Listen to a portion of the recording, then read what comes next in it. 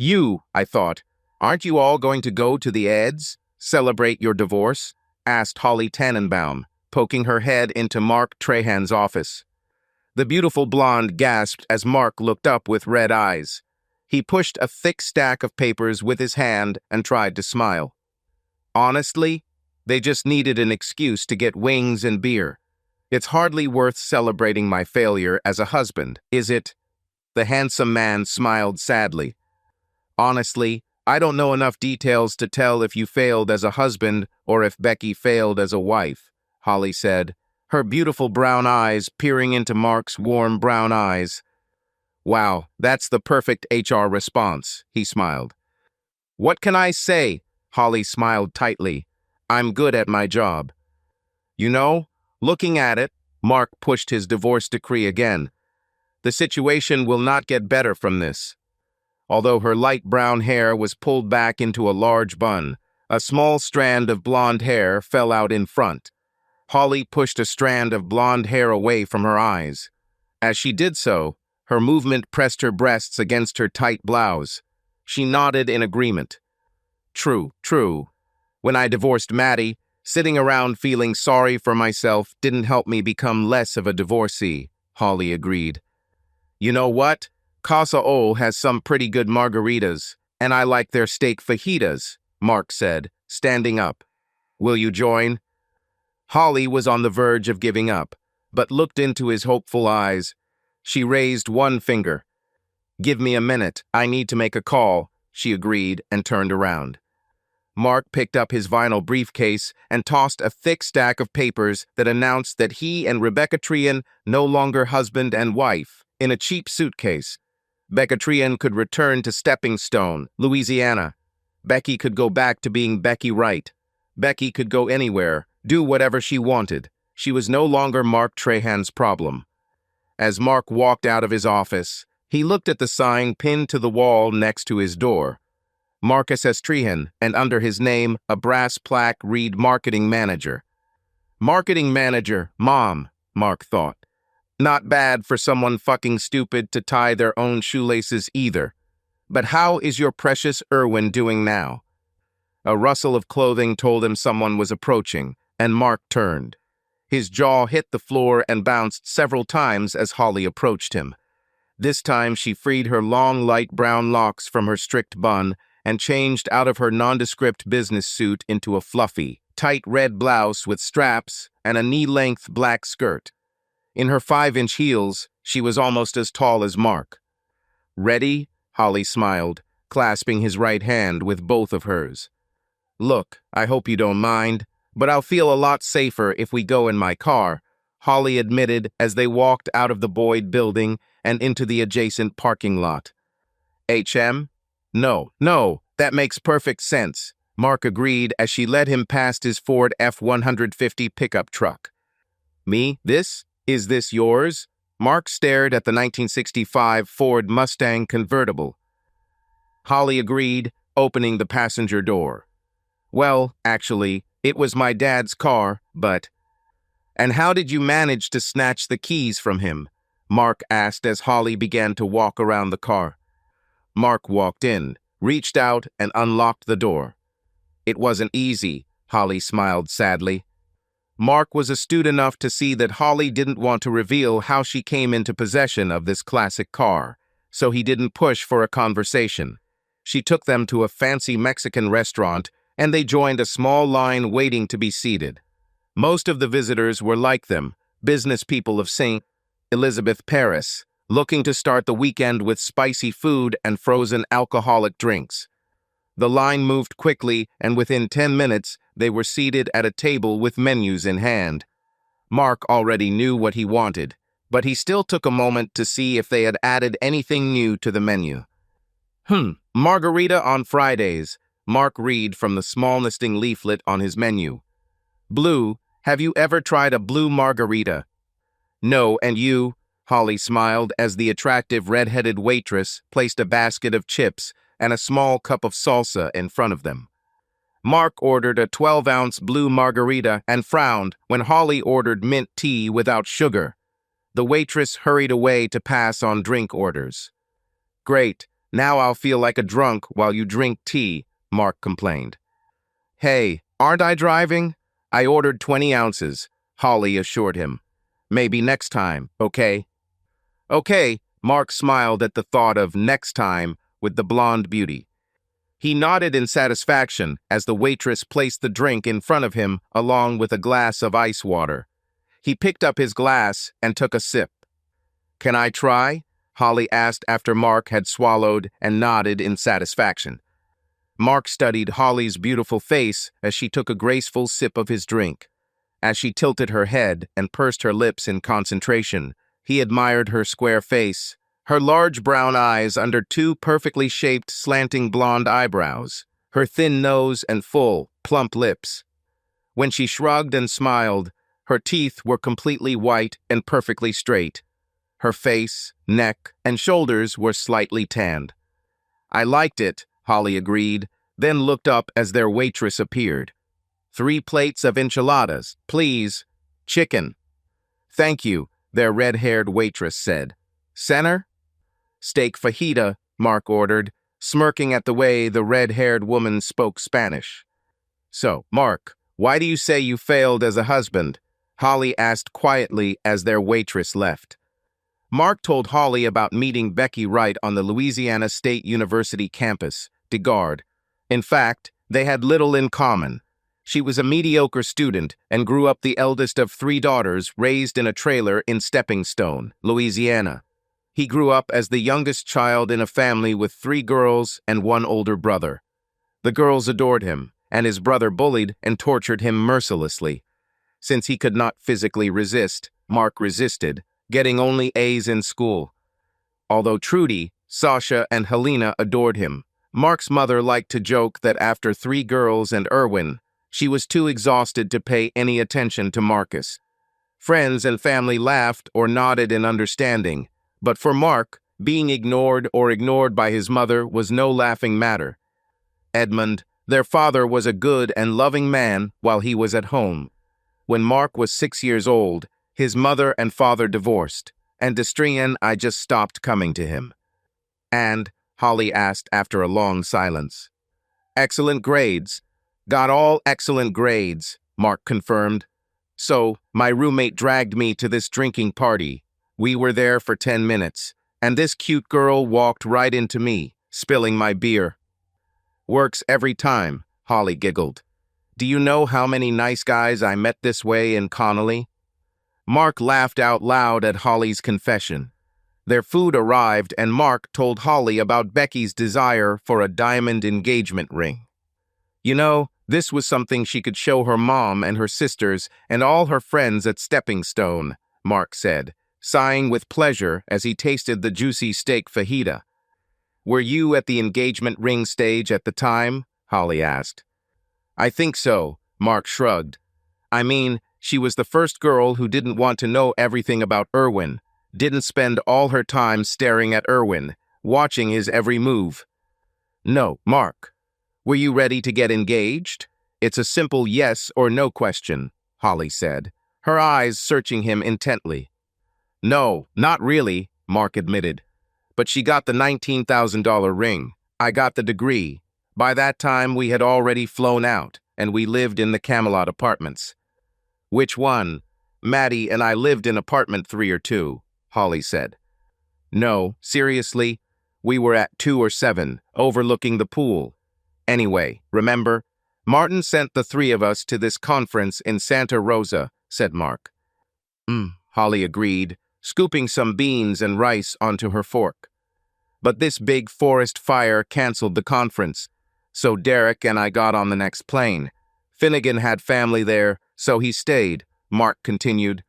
We're heading back. Derek gave me a ride home from Lafayette Airport.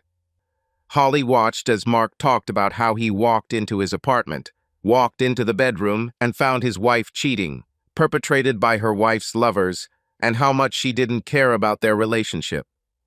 Holly remembered how Mark showed up for work a few days after the unsuccessful conference, with signs of a beating. She looked at his nose. Mark's surgeon did an excellent job repairing the damage. Is there room for dessert? We have chocolate flan that makes you forget about the world's problems, their waitress suggested. Maybe if I didn't eat all those chips, Holly smiled at the waitress. Mark paid the bill, left a generous tip, and helped Holly out of her chair. She pointed out that he had kept half of his blue margarita, and he shrugged. "Oh, my ex-husband? He'd ask you what's wrong with you," Holly giggled, taking his right hand with both of hers. "Oh, Becky would kill me for this," Mark agreed. Outside, a man in his 70s or early 80s offered Holly $50,000 for her Mustang. She flashed a brilliant smile and admitted that it was her father's smile. She will not part with him for any money. Pulling up next to his pickup, Holly thanked Mark for the wonderful meal. Mark was initially surprised that she knew which car was his. There were still a few cars parked in the multi-level parking lot. She kissed him. "Thank you," Holly whispered. Are you kidding me?" Mark chuckled. "No, ma'am, thank you." She kissed him again. Hey, do you like Italian food? Have you ever been to Benito?" Mark asked. "Do you want to go there tomorrow evening?" "I can't," Holly smiled easily. I broke up my date with Hank. We got to go to the Carrie Hebert exhibit at the Lopez Center. She's an artist from Mindy, Arkansas. Anyway, we were supposed to go there tonight, but I interrupted our date to go out with you. But maybe next Friday, maybe next Saturday. Think about where the three of us can go, all together, okay?" said Holly. "You, me, and Hank, okay?" "Yeah," Mark agreed, closing the door of his pickup truck. "Hey, Mark, come on. You didn't ask her to break up her date with her boyfriend," Mark consoled himself as he got into his truck. "Damn, you didn't even know she had a boyfriend," Mark continued his thoughts as he started the car. "But damn, this Hank is one lucky freak, huh?" Mark said, remembering Holly's kiss. Mark winced as he walked from the parking lot of his apartment complex towards his apartment. Outside, two plump women were swimming in the complex's overly chlorinated pool. Mark wondered who would have the nerve to sell plus-size bikinis. As he closed the door to his apartment, he wondered who would have the nerve to buy plus-size bikinis. "Well, apparently these two did," Mark said, wincing again, and then parodied the Guns N' Roses song Paradise City. "Oh, take me to Cellulite City, where the hips are wide and the girls are ugly." Opening his briefcase, Mark saw the legal documents again. He wondered what Becky was thinking when she received those papers. Then, pushing thoughts of his ex-wife, out of his mind, Mark thought again about the beautiful Holly Tannenbaum. On Monday morning, as Mark prepared a cup of green tea with a heaping tablespoon of local wild honey, several Boyd Investment Group employees watched as Holly peppered Mark with chatter about the Carrie Hebert exhibit. Powerful and provocative were the words Holly used most often. Mark noticed that Holly never used the word beautiful. "Well, I suppose some of them are beautiful in their rugged simplicity," Holly said thoughtfully. With a "see you later," Holly rushed out of the dining room. Several men watched her leave. Some men and some women looked at Mark questioningly. Some even looked at Mark with hostility. The HR assistant developed a reputation in the office as an ice queen. Holly built a thick and high wall around herself. Then outside of this wall, she dug a deep and wide ditch and filled it with fire-breathing dragons. Several men dared to ask a beautiful young woman out on a date, but were politely but firmly refused. Those who did not take no for an answer were no longer employed by Boyd Investment Group. At 4 o'clock, Holly looked into Mark's office. He looked up from his handwritten notes and smiled. She answered him with a warm smile. Some people ridiculed Mark for starting to write his notes by hand instead of typing them on a computer. But Mark claimed that it helped him organize his thoughts into clear, coherent ideas and plans. "Do you like red beans and rice? This is Hank's cooking. Today is Monday. For some reason, Monday means red beans and rice," Holly asked. Yes, I know," Mark said. "My grandmother, on the maternal side. Oh, my God." "Well, do you want to come in?" Holly invited. Maybe it's not as tasty as your grandmother's, but... Absolutely, Mark agreed, and Holly smiled happily. She gave him the address of her apartment in Lambert Condominiums. Leaning over his desk, Mark tried his best, but managed to keep his eyes on her face rather than her incredible cleavage. The sparkle in her eyes let Mark know that she was stretching and posing on purpose. I think I passed this test, Mark smiled as Holly ran out of his office. You'll just love Hank, Holly assured Mark as she opened the apartment door. I know it is. About flowers? Oh, Mark, you didn't have to do that. I might like Hank. I might even want to have a few beers with Hank, but I seriously doubt I'll ever like Hank, Mark thought as he followed Holly into the apartment. She took the time to change out of her formal business suit and was now wearing a tank top and yoga pants. Mark wondered why the shirt was called a wife beater. He knew that people claimed that whenever there was a domestic disturbance on the television shows Cops or Live Police, the husband usually wore a tank top and dirty jeans. But Mark has seen just as many NASCAR t-shirts, torn flannel shirts, and torsos shirtless appearing on these shows. He followed Holly around the corner and stood in the brightly lit room, handing her a vase of flowers he had bought at the grocery store. Burns here Burns Groceries. Look, Hank, he brought us flowers, Holly said. And some ice-cold St. Lager. Elizabeth, Mark said. Oh, look at them. They are beautiful, Mark heard an enthusiastic musical voice. Entering the kitchen, Mark saw a beautiful young woman at the stove. Her long blonde hair was streaked with brown streaks that most people called dirty blonde.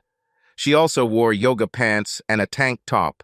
She appeared to be the same height as Holly and looked very similar to Holly, with slightly darker skin and a rounder face. Her eyes were a dark chocolate brown. His mother would have called them doe eyes. You said you brought beer? Hank smiled at Mark. Yes, St. Elizabeth. I hope you like it, said Mark.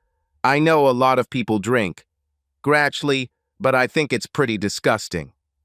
Holly just couldn't keep quiet about you all weekend, Hank said as she served the food. Did she talk about me? Mark asked with genuine surprise. Yes, she was talking about you, Holly said, placing her hand on his forearm. But now that I see those eyes, who can blame her, said Hank. They ate in the dining room. Mark thought he looked like a pig finishing his second helping of cookies. A woman likes it when her man appreciates her cooking, Hank said. Her man, Mark wondered as Hank and Holly cleared the table. Mark, what are you drinking coffee? Holly asked. Yes, just decaf, Hank shouted from the depths of the narrow kitchen. 2 spoons of cream, 1 of sugar, said Mark. Hank made butterscotch cheesecake. Oh my God, I'm getting fat. It's all her fault, Holly gushed, carrying a tray with 3 mugs of coffee. Olive, is that you? Mark asked, reading the inscription on the ceramic coffee mug. About. This is so unexpected, but I love you too, Holly teased. Eh? Oh, Mark asked, then smiled widely.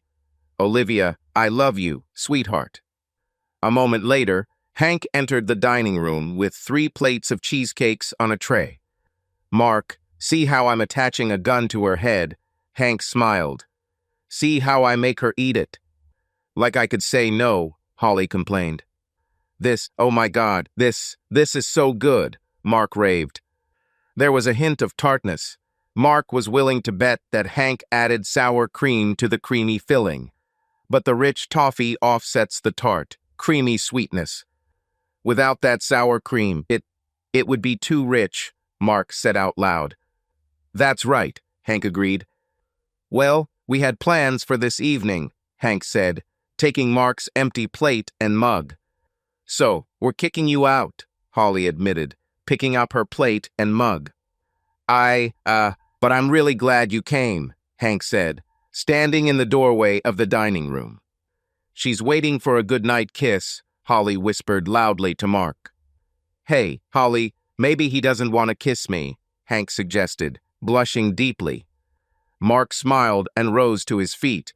He had lived with his older brother's ridicule, posturing, and bullying for years, and he knew full well that physical wounds healed much faster than emotional ones.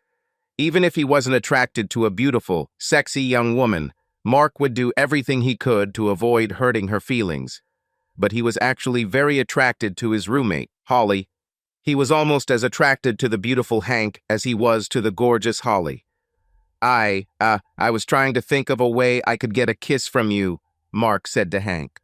You know, a kiss and not look like a jerk in front of Holly.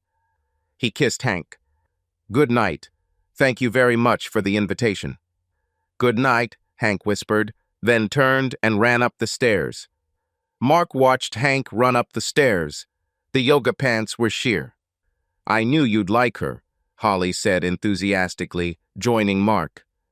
I'm so glad you came, Holly whispered at the door. Me too, Mark agreed. Holly kissed him. She smiled. Good night, and gently pushed Mark out of the apartment. At work on Tuesday morning, the usual crowd in the break room watched as Holly enthusiastically greeted Mark. The same group was confused when Mark and Holly sat down to lunch together. Mark found it amusing to have colleague after colleague pop into his office all day and then nod in approval. By Thursday, several people had dared to ask Mark about his relationship. Mark was an open-minded person, which allowed him to stand out from a large field of qualified candidates for the position of marketing manager. Martin Boyd himself was the last person to interview him, and he liked Mark's honest answers. Mark wasn't afraid to admit that he didn't know everything about everything, and there was always something new to learn. So when asked about relationships, Mark said he didn't know what kind of relationship it was. But whatever it was, he was very much enjoying the developing friendship between himself and Holly Tannenbaum. So, we managed to melt the Ice Queen, huh? Brandon Walker, who had recently moved from Great Oak, Texas, drawled as he stood in the doorway of Mark's office. You know, I really don't like you talking about my friend like that, Mark snapped. Holly Tannenbaum, this is a warm and sincere friend. Just because you're too stupid to see it, it's your problem, not hers. And not mine. So, get out. You don't get paid to stand in my office. You're the sweetest man, Holly exclaimed when they met for a 4-hour coffee break. Everyone in the A group is so jealous of me, Holly giggled warmly to Mark. No, they all envy me, Mark smiled. On Thursday morning, Brandon Walker frowned when Holly invited Mark to dinner. Mark smiled. He saw 3 administrative assistants looking at him and Holly with stars in their eyes, as well as 4 men looking at them with envious smiles on their faces. Hank is making lasagna, Holly gushed. You thought red beans and rice were good? Just wait. Just wait. Yeah, and tell Hank I'll take some wine, Mark agreed. She'll make me fat, Holly insisted as she opened the apartment door. Yes, I have this power, Holly. No, it's not you who takes a fork and sticks it in your face. It's all me, Hank shouted from the kitchen. She makes blueberry pies for dessert. Tell me, can anyone resist homemade blueberry pies? With vanilla frosting, Holly asked. Oh, you are such a victim. Let's all feel sorry for Holly. Hi, love. Hank smiled as Mark walked into the kitchen with a large bottle of red wine in his hands. Hey, Mark smiled, then leaned over and kissed Hank. God, this smells incredible. She makes her own pasta. Do you believe this? Holly said, gently stroking Hank's back. Do you believe in that? Who makes their own pasta? The store-bought ones are so tasteless, Hank said, looking for a corkscrew. Baby, do we have a corkscrew? I have an army knife, Mark said, pulling out his Swiss army knife. This time, knowing that there was dessert, Mark did not fill himself up. He would like to.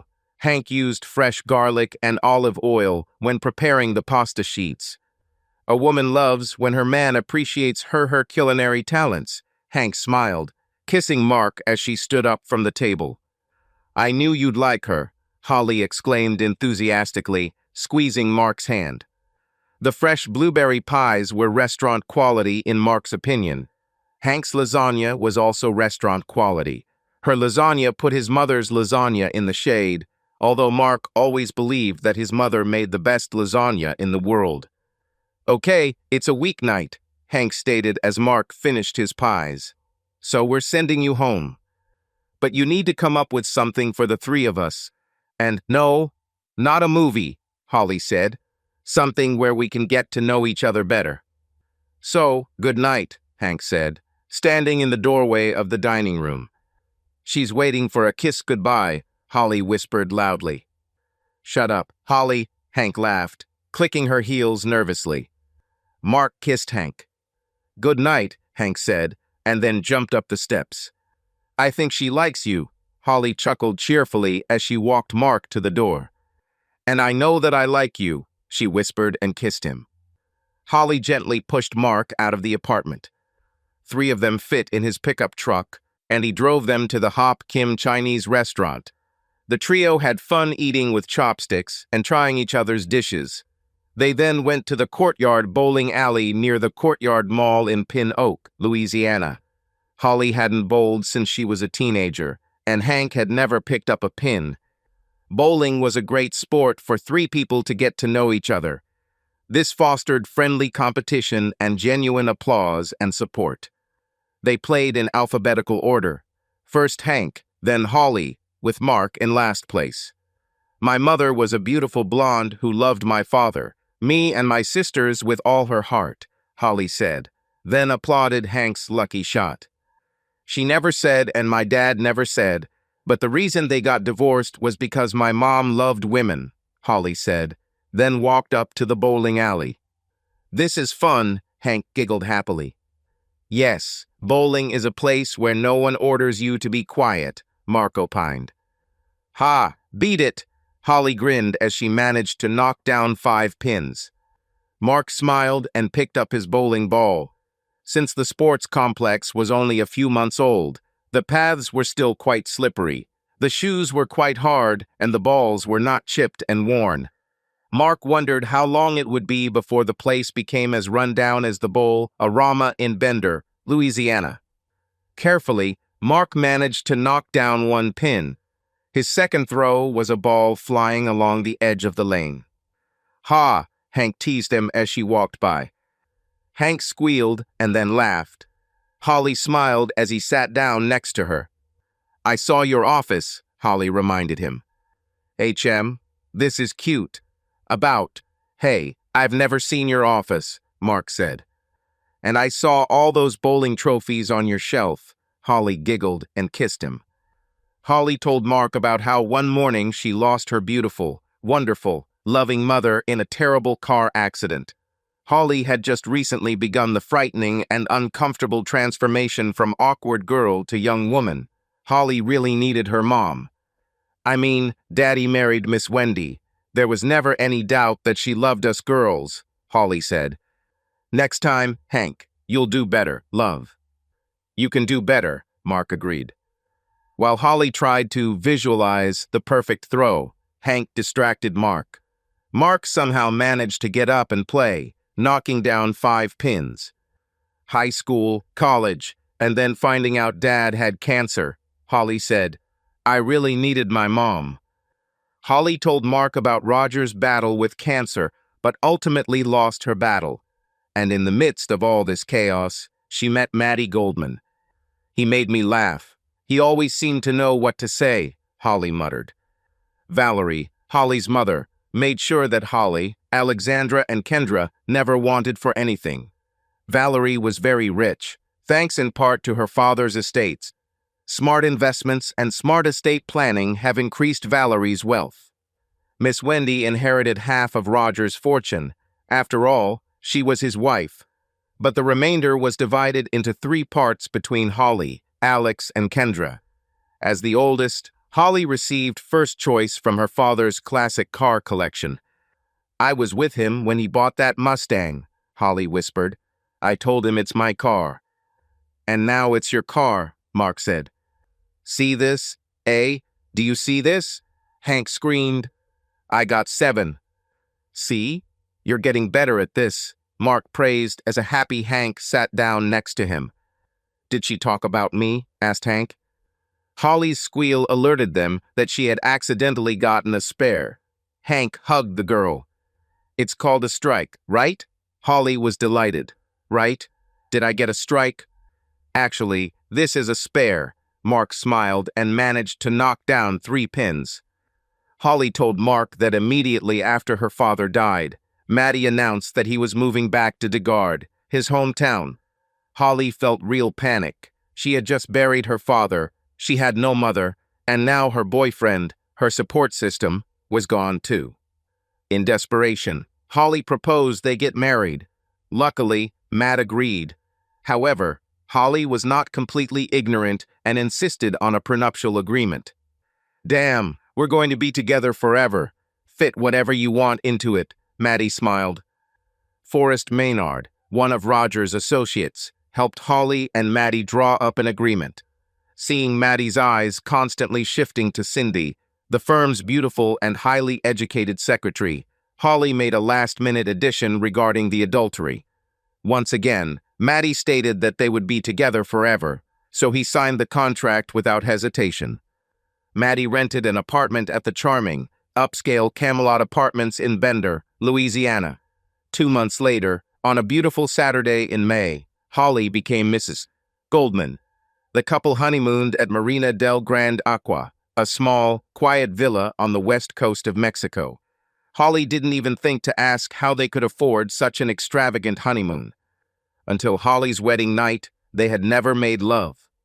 However, after the wedding, Holly discovered that she liked sex. She loved sex. She craved sex. Are you going to play? Hank teased Mark as he sat with his golden brown eyes wide open. Give me a minute, Mark groaned. Mark smiled, then laughed as he heard excited squeals and giggles behind him. Hank and Holly. Returning home to a beautiful and spacious apartment, furnished with exquisite, expensive furniture that Maddie had chosen, Holly discovered that they were almost 3 months behind on rent, and O'Neill threatened to take away their furniture. They just received notice from St. Elizabeth Utilities. Then the bill for their honeymoon arrived. And of course Maddie didn't have a job, Holly muttered. Oh, he was looking. Well, he said he was looking. What about him and his buddies Woody and Ricky? They met at night. They had a business that was going to make millions. The 3 men met at Holly's apartment in Camelot. Maddie rented an apartment in her name, snacked and drank every drop of alcohol he could get his hands on, while strategizing how to penetrate the market, discussing securities, and discussing labor-intensive organizations. Holly first tried to reason with Maddie. They had no product, no service, no viable commodity. After being told to mind her own business several times, Holly was confronted by Woody, Ricky, and Maddie. Armed with receipts for the massive amounts of food and alcohol they had consumed in the last 2 weeks alone, Holly asked when she could hope to recoup her investment in RWM Strategical Management, Limited. Oh, I see. So never, Holly said after Ricky's rambling and nonsensical explanation of their mission statement. So, next RWM meeting, it should be at your house, Ricky. That's when Holly learned that Ricky's wife wouldn't let Ricky drink. Woody still lived at home with his parents, and his parents believed that Woody was clean and sober and attended and na meetings on the nights he was actually at Maddie's apartment. Their first fight as husband and wife occurred when Holly blocked her loan. The second argument occurred when Holly refused to allow Woody and Ricky into her apartment. We are on the threshold. Months of planning are about to bear fruit, Maddie said seriously. Then meet at the library, meet at Jitters, meet in the dumpster behind Casa Ole, Holly barked. But you and your buddies don't meet here and eat my food and drink my booze.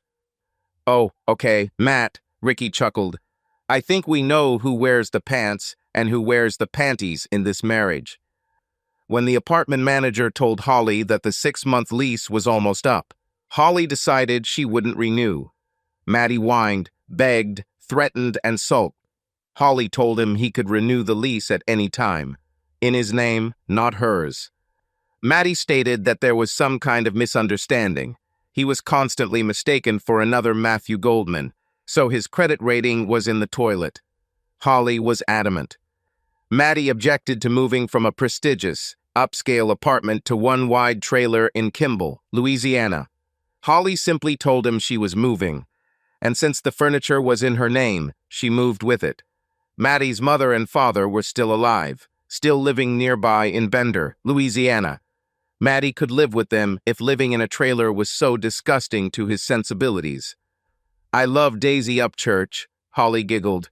"The women in the trailer park called her DK, and I was like, what are you all talking about? Her name is Daisy Upchurch. Shouldn't you call her Yes?"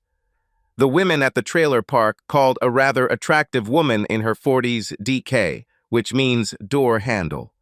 According to one woman, every boy in the trailer park took part, except for her precious boy, of course. 2 days after her 21st birthday, a birthday Maddie had forgotten about, Holly returned home from work at Boyd Investments to find her husband cheating with Daisy Upchurch. Maddie's triumphant grin turned to a frown when Holly wasn't upset. His scowl turned to apprehension when Holly reminded him of the prenuptial agreement they had signed. Is that us?" "It was in Texas," Maddie said. This is Louisiana. Louisiana is under the Napoleonic Code, so a prenuptial agreement is not valid in that state." Penny Jones from Richard's Film and Jones burst out laughing when Holly told her about Maddie's claims. After reviewing the document, Penny and Holly drafted a petition to dissolve the marriage between Matthew Goldman and Holly Tannenbaum. A lawyer, Maddie, Parker Johnson, was furious when he learned that Holly received an inheritance from both her mother and father before the union. The 50% Maddie could hope to earn was 50% of the bills he managed to pay. As far as Daisy Upchurch was concerned, the afternoon date was nothing more than a stress reliever. But it wasn't love. And Matthew wasn't allowed to move into her trailer. She had to think about her little daughter. Maddie returned home to his parents. This move ends any hopes that RWM Strategic Management, Limited, will someday become a viable corporation. The Goldmans fiercely despised Ricky and banned the arrogant young man from their home. "Okay, tough guy," Vernon Goldman told his son after Maddie's second month under their roof. "At your place, you have 2 weeks. 14 days right now to find a job, a stable, paying job, not some pipe dream sold to you by that damn user Ricky Hebert. Real work." "I'm looking," Maddie lied as he munched on a large bowl of frosted flakes. "Well, stop waiting and start looking. 14 days or you'll have to find another place to live," Vernon said. Would you put your son out?" Maddie gasped in shock. "What? We give birth to you, feed you, send you to school. You're finally getting married," Shirley Goldman said, standing behind Vernon. "Hey, our job, ready." Holly was unmoved when Maddie told her that he had managed to find a paying job at a professional dry cleaner. Although his chronic unemployment caused him trouble, the reason for his divorce was his infidelity, not his lack of ambition. "Your turn," Hank told Holly after 2 throws. Holly was delighted when she managed to knock down 3 pins on the first throw and 3 more pins on the second throw. Mark, Hank, and quite a few men enjoyed Holly's little happy dance. Mark smiled sympathetically, and then Hank applauded, which succeeded in knocking down 7 pins. But after the Watsons left, the Michaels moved in. Holly continued her story. "Hank, how many of you were there?" "Me, my mom, 3 sisters, and don't do anything wrong, Danny," Hank shrugged. "Don't do anything wrong, Danny?" Mark asked, grinning as he thought of his older brother Erwin, the little angel in their mother's eyes. Erwin knew this and probably took advantage of their mother's beliefs. Hank responded to Mark's smirk as she leaned against him. Holly saw a new family move in. A couple of days later, when it was time for them to settle in, she came next door and introduced herself. Her chocolate cake certainly tasted good, and Janice Michaels, the brood's mother, laughed knowingly when Holly admitted it was straight from Burns and Burns Grocers. "I mean, I know where the kitchen is," Holly said. But cooking is not my forte. Well, sweetie, who looks like yours? Janice said. I'm almost sure that most men are ready to ignore it. One Friday, after a long week of work, Holly came home and saw Henrietta, the eldest daughter Michael, sitting outside and listlessly drooping feet off the edge of the small veranda in front of his trailer. The 18-year-old girl returned the friendly gesture to Holly. On a whim, Holly walked over and asked Henrietta what was going on. Nothing, Henrietta admitted. Is it true? I mean, shouldn't you be at Kimball Academy? You're going to Kimball, right? Isn't Kimball having her spring dance tonight? Holly asked. Uh-huh, Henrietta admitted gloomily. So why aren't you dressed and ready to go? Holly asked. Miss Holly? Am I fat? Henrietta pointed out, pointing at her plump body. Yeah, you weigh a couple pounds more than most people would consider acceptable, Holly shrugged. But this face, and oh my God, those beautiful eyes. So, when do you plan to get ready? Miss Holly, no one asked me, Henrietta admitted sadly. Well, their loss is my gain, Holly smiled, helping Henrietta to her feet. Holly told Janice that she and Henrietta were going to spend the night. Scary movies, frozen pizza, ice cream, staying up late. Janice said Henrietta could stay at her house. So, what's your favorite pizza? Please don't say mushrooms. Mushrooms are so disgusting. Maddie loved mushrooms, but I can't stand them, Holly said as she and Henrietta drove to Burns and Burns Grocers. He always said, take them off, but you can still taste them. They took with them a frozen pizza and a large jar of Burns and Burns brand orange sorbet, Henrietta's absolute favorite. Holly smiled sympathetically when Henrietta revealed that she never got to eat it because Burns and Burns was Danny's favorite food. Miss Holly, what do you like? Henrietta asked as they pushed the stroller through the grocery store. Whatever, Holly shrugged, not wanting to admit that Rocky Road was her favorite. And Henrietta, please stop calling me Miss Holly God. Do you know how old I feel? She picked up several packages of Burns and Burns Supreme Cinnamon Rolls. Holly didn't joke with Janice about her lackluster cooking skills. In the beer and spirits department, Holly picked up an Artigas tequila. Henrietta quietly asked if they could get a 6-pack of beer. Gratchly, and Holly put him in the buggy too. Now, first things first, Holly said when they returned with the trailer. We need to put on our pajamas. Let's start the sleepover. In the bedroom, Holly chose a cute blouse and matching panties. Without hesitation, she took off her day clothes and put on her pajamas. With 3 sisters and a mother, Henrietta didn't hesitate to take off her shorts, t-shirt, and faded bra. She put on her No. 5 Garrett Hartley New Orleans Saints jersey and raced along with Holly as they ran into the living room. Have you ever seen The Ring? Holly asked, pressing the buttons on the TV remote control. Isn't this Cartoon Network or football? Said Henrietta. Holly made them pineapple juice, orange juice, and a tequila drink. The beer still wasn't cold enough. Then, huddled together under a woolen blanket, they began to watch a horror movie. 40 minutes later, Holly began preparing one of the pizzas. On the stage at the well, Holly and Henrietta screamed and grabbed each other. The final TV scene caused more screams, and they clung to each other. Holly turned on Ring Hash 2, and they drank ice-cold beer. As Henrietta put down the empty beer can, Holly put down 2 large bowls of orange sherbet. Shivering from the cold, they huddled together under a fleece blanket in the dark living room. And at the end of the second horror film, Henrietta kissed Holly. All my life, I knew I was my mother's daughter, Holly told Mark. Do you like women? Mark concluded as he looked into Holly's brown eyes. Both women and men, Holly admitted, then rose to her feet. When Miss Holly came up to introduce herself, Hank continued the story. I wanted to hate her. How can you be so beautiful and not be a bitch? In the weeks that she lived next door to the beautiful Holly Tannenbaum, Henrietta noticed that Holly's smiles and greetings never changed. Henrietta never noticed that hidden trace of hostility that she always noticed emanating from the queen bees and their docile drones. Holly seemed like a truly warm woman. When I was 5, I was going to go to kindergarten, a big girl school, Holly told Henrietta, her brown eyes warming with the memories.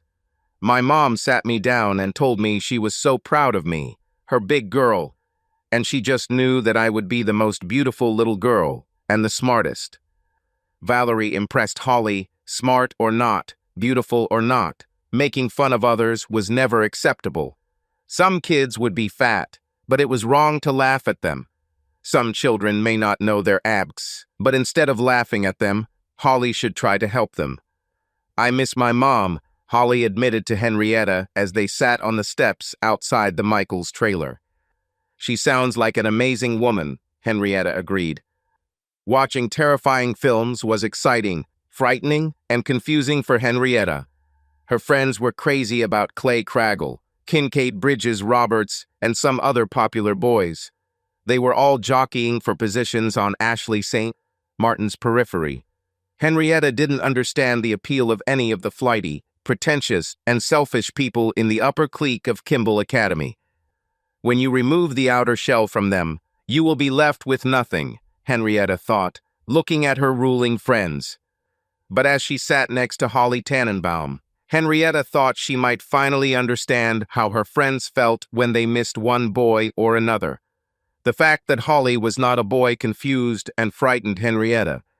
Unable to bear the conflicting thoughts and emotions any longer, Henrietta acted on her feelings. She kissed Holly, and Holly kissed back. They made love. But after we made love for the first time, Holly cooed into Mark's other ear. I started calling her Hank. She's just not Henrietta, is she? Mark stammered. Your turn to play, Holly giggled slightly at him. Mark threw 2 balls. The first release into the gutter was unintentional. The second ball into the gutter was deliberate. He then sat down as a giggling Hank rose to her feet. What did she tell you? Holly asked. 9. I have 9 of them, Hank screamed. I think this is our last time, Holly said, rising to her feet. Finish, Mark said, hugging Hank as she hugged him happily. I have 9, Hank sang as Mark laughed. Did you have fun? The older woman asked as Mark returned their shoes to the counter. Yes, ma'am, we certainly are, Mark agreed. That chef, Milt Duhan, he'll be at Bricks in Jazz Beach tomorrow, Hank said, suddenly nervous when Mark started the truck. Oh yes, Mark asked. Yeah, he's going to bake an apple pie, Hank said. For every pie he sells, money goes to the St. Elizabeth Animal Shelter. Would you like to come in for coffee? Hank blurted out. Me, Hank, you, are you sure? Holly asked out of breath. Holly was very happy. I knew you'd like it, Holly said happily. Hooray, Holly is right. Yet again, let's all cheer for Holly, irritated Hank and then giggled. Mark wasn't surprised that no one went into the kitchen to make coffee. Instead, Holly went behind the bar and poured 3 small glasses of brandy. Looking at the label, Mark nodded in approval. Sire apple brandy was a great, inexpensive after-dinner liqueur. Later, the 3 of them made love. Mark showered, shaved, even thought about taking a nap, but decided to drink a few cups of coffee instead. Holly and Hank were clearly dressed, ready, and waiting for him outside. Television cameras were installed inside the Bricks Pizzeria. Apparently, they taped the function. Mark wasn't surprised when Milt Duhan, a local celebrity chef on Channel 12's Cast Iron Stomach, tapped Holly to help him sift the dry ingredients. The pies are $25 each, Chelsea Duhan, a local reporter, and wife Milt told the camera. $50 each if they also want a cast iron skillet. I'd like 2 of them, with the frying pans, Mark said as the waitress came to take his order. Yes, sir, and thank you, beamed the waitress. Every sale goes to support the St. Elizabeth Animal Shelter. Mother, do you see? I told you it was him." The redhead squealed, bursting into the crowded restaurant, dragging a much older woman with her. "Miles, they're taping," Llewellyn Stamey chided Amelia Stamey. "Hello, I watch your show all the time. I record it while I'm at school, but as soon as I get home it's on," Mealy Stamey muttered excitedly as Milt stopped what he was doing and glared at the intruder. "Miss, please sit down," asked Bill Henderson, the stage manager. "I just love you so much," Millie laughed as her mother and Bill escorted the girl to her seat. "Now we have the filling, and I need a volunteer," Milt said as Bill gave him the ghost signal. Millie was up from her seat and around the counter before Milt could finish his sentence, declaring, "Me, I will do it, I will do it." "To wash all those dishes, then sweep and mop the floors. Oh, and we have a volunteer." "Yes," Milt said, smiling at Millie as the crowd laughed. "I'm serious, ask your mom. I'm watching you all the time," Millie muttered, laying out the apple filling into the pan. "It's all because of you that I will become a cook. I'm going to go to Algie's Culinary College. You should teach a class or two there, I swear." "Hey, Mommy, does she ever catch her breath?" Milt asked Llewellyn. "If she does it when I'm not looking," the older woman smiled tightly. Mark, Hank, and Holly sat and watched as the sweet, bubbly 18-year-old redhead girl fawned over and admired the older Milt Duhon. Chelsea conducted a short interview with each person who purchased the pie. After learning that Mark bought each of them a pie and a frying pan, Mark received 2 kisses on camera. When she left, on the pretext of needing to go to the toilet, Holly bought a 3rd pie and a frying pan and told the waitress to give them to that lovely redhead and her mother. Holly warned the waitress not to tell her mother and daughter, "Stay where the pie came from." On Monday morning, Mark staggered down the stairs, lethargic and slightly irritated. He had to drive towards Kimball, quickly shower and shave, get dressed and drive back to Bender. He was 28 minutes late. Fortunately, he was the manager of his department. During their coffee break, Holly laughed her happy musical laugh, teasing Mark for being late. She then reminded him that it was Monday, and Monday meant red beans and rice in the Tannenbaum household. On Tuesday morning, Mark again had to rush to his apartment, rush to work. On Tuesday evening, he plucked up courage and packed his suit, shirt, and toiletries. On Thursday morning, Martin himself called Mark into his office. After some hesitation and silence, Martin finally found the time to say that someone had filed a complaint that Mark had used his status, his position as a manager, to coerce a subordinate into sexual relations. "Tell Brandon Walker that Holly Tannenbaum is an assistant manager and works in a separate department of Boyd Investment Group," Mark smiled. "I have no authority over her or her department. There is no coercion in our relationship." "Had to keep an eye on that," Martin said, still looking awkward. "Oh, I understand. And yes, I would encourage you to contact his Tannenbaum," Mark said. "Why don't you just move?" Hank asked Thursday night when Mark brought his casual work suit for Casual Friday. "Oh, where are we going tomorrow night?" "Bowling again?" Holly asked. On Tuesday, just before he left for lunch, Holly burst into Mark's office. She playfully pushed his rocking chair away and quickly typed on the keyboard. "You have to see this," Holly enthused as the Channel 12 video began streaming. "And I'm here with Mealy Stamey, and we're going to make a quick chicken caxiator," Milt Duhon announced as a beaming Mealy Stamey stood next to him. Mark and Holly ate lunch at Mark's table while watching the broadcast of the show. Holly sent the link to Hank's cell phone. She was sure Hank would need the chicken caxiata recipe. "Seriously, why don't you just move?" Hank asked as she made Italian omelets on Saturday morning. "Think about it," Holly whispered. "Two beautiful women. They feed you. They take care of you," agreed Hank, placing a plate in front of her. After the 4th weekend, Mark agreed to give 30 days' notice to end the lease on his apartment. He packed his clothes and put a few souvenirs in a separate box. At the moment, he didn't know what to do with the furniture. You know, I bet Charmaine would love this table, Mark thought. Charmaine Hebert, Mark's cousin through his mother's unmarried younger sister, was only too happy to come and pick up a table and 6 dining chairs, as well as a living room set of a couch, an armchair, a coffee table, and 2 brass lamps. What about a bedroom set? Mark asked the beautiful, plump 18-year-old girl as her 2 male friends helped her. The bed isn't big enough, Charmaine smiled. Yes, one of the awkward young men smiled. Oh, Mark said, and then gasped at the looks that Charmaine and the 2 young men exchanged. If you weren't my relative, I'd tell you there's room in our bed, Charmaine admitted. But we're related, Mark hastily reminded the beautiful brunette. I'll ask if Alondra needs this bed. Alondra Anders was Mark's 19-year-old niece. Gertrude Trudy Trehan married Jonathan Anders on Saturday following graduation from St. Thomas Aquinas School. They liked to joke that Alondra Michelle Anders was born 5 months premature. She was born in November.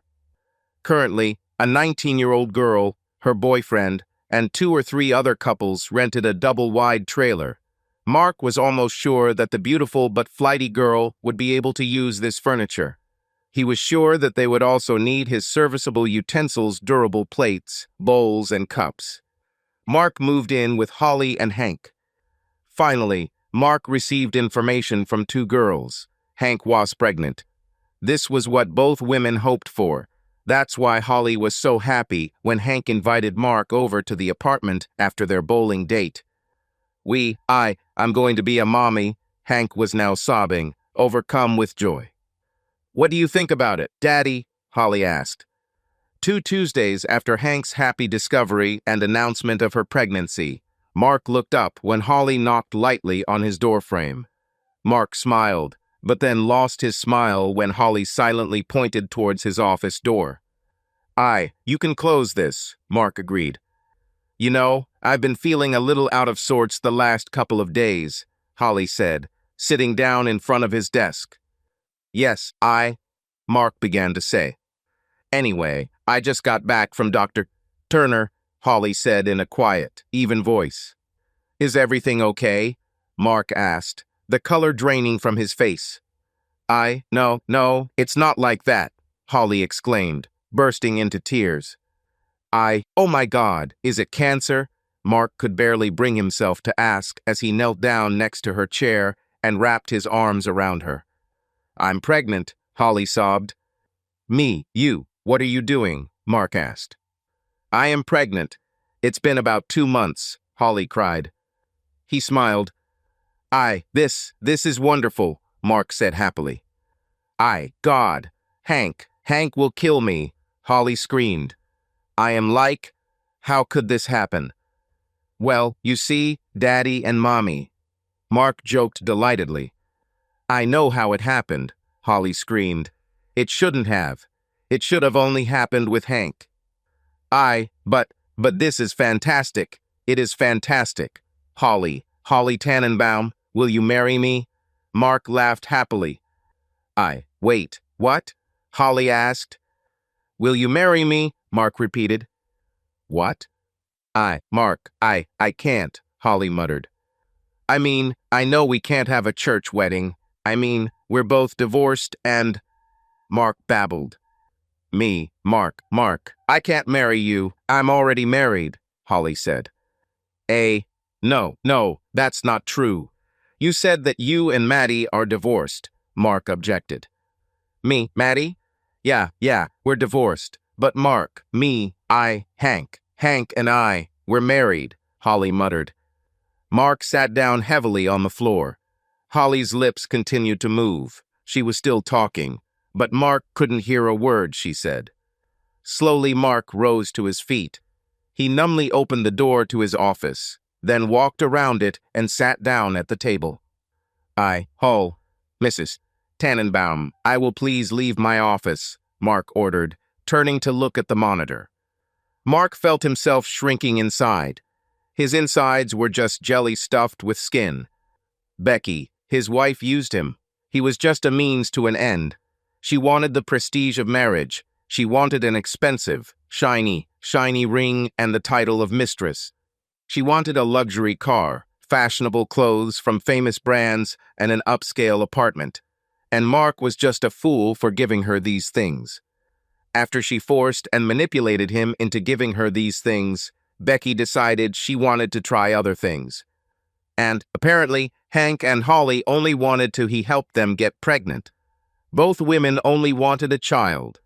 And now that they were both pregnant, Mark was no longer needed. It was disposable. 10 minutes later, Mark sent an email to Martin Boyd. He then left the Boyd building. Mark walked into Red's sports bar, sat down at a table, and caught the waitress's attention. Beer and a plate of wings. Hot as possible, Mark said, ignoring her. The apartment was empty. He still had 2 days of rent left. Mark was pretty sure the landlord had rented the apartment the moment they completed the inspection. Perhaps his mother would allow him to spend a few nights at her house until he found somewhere else to live. "Will you buy the girl a drink?" Holly asked as the waitress turned and walked away from his table. "How did you find me?" Mark asked gloomily. "Followed you," Holly admitted. "I'm surprised you didn't see me right behind you. There aren't a lot of classic Mustangs out there." Mark didn't say anything. Holly waved to the waitress and ordered unsweetened iced tea. As the woman set the drink down, Holly looked into Mark's empty eyes. "I know. Well, I guess," Holly said. "You know what happens when you guess?" Mark tried to smile. "I know what you're thinking," Holly continued. You think that Hank and I, we were just using you." "Well, isn't it?" Mark asked bitterly. "Isn't that exactly what happened?" The wings arrived and Holly reached out to grab one. Mark's hand reached out and stopped her. "Honey, look at them. They're still hot. You can't eat this," Mark warned. "See?" Holly smiled. "Even though you think I used you, what did you just do?" "I give up." "What have I done?" Mark asked. "You called me honey. Even though you're mad at me, you called me, and just stopped me from burning the roof of my mouth," Holly said, grabbing a stick of celery from her plate. "Mark, Hank and I, were considering the possibility of Black Blade. We were talking to doctors," Holly said. "Then one day I went with have dinner with you. The whole time we were sitting there, you never called your ex-wife. I'm sorry, I don't remember her name, but—" "Becky," Mark said, chewing on a carrot stick. "See, even now, you could call her a nasty name, but you didn't. I went home and told Hank I just found the daddy we need for our baby," Holly said and reached for the wing again. "Hooray," Mark muttered. "I told her I found a man, a real man, and our child, our child will have a dad, a man who will stay by his side and teach her to ride a bike, teach her to roller skate." "Skating," Holly said, dipping a wing in blue cheese sauce. "Well, Daddy needs to learn how to roller skate first if I'm going to teach her," Mark smiled tightly. "And please tell me he or she won't play football. Oh God, kill me. I have to watch my niece Alondra just run around. How can a bunch of kids run around so much and never score a damn point?" "Mark, we didn't use you. We chose you," Holly said and whistled from the sharp heat of the wing. "It's oh God, Hank should try it." "Miss, waitress." "Yes, ma'am," the young woman asked. "I need an order like this to go," Holly said, pointing to the wings. "Separate checks?" the waitress asked Mark. No, put it on my bill," Mark said. "Mark, we were ready to go the clinic route, but then I met the most wonderful person in the world.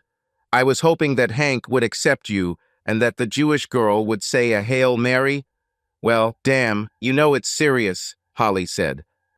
Holly ate most of the wings. Mark had to move the second-order foam container with wings away from her. Otherwise, Hank would not have received wings. He ordered a plate of assorted slices and potato skins with bacon. Again, Holly ate most of the food, but Mark was quite full. Please, please come home. This is home. This is our home. You, me, and Hank, Holly pleaded. If you're not there, this is not a home. It's just a place. Mark shrugged slowly, admitting defeat. Holly squealed happily and kissed him. She waited until Mark paid the bill, and then they left the bar together. I'll take, Holly said, reaching for the takeout box. No, Mark smiled. I'll make sure Hank gets it. Oh, but she's not going to eat them all, Holly coaxed. What she won't eat, I will eat, Mark said, pressing his truck's door lock fob. Hey, Mark, Holly asked, standing next to her Mustang. Yeah, Mark asked, looking over the back of his truck. We love you, Holly promised. Subscribe to our channel so that your second chaff doesn't cheat on you, and go ahead and listen to the next story, because this story is nothing compared to the next one. If you're under 18, don't even think about listening to the next one.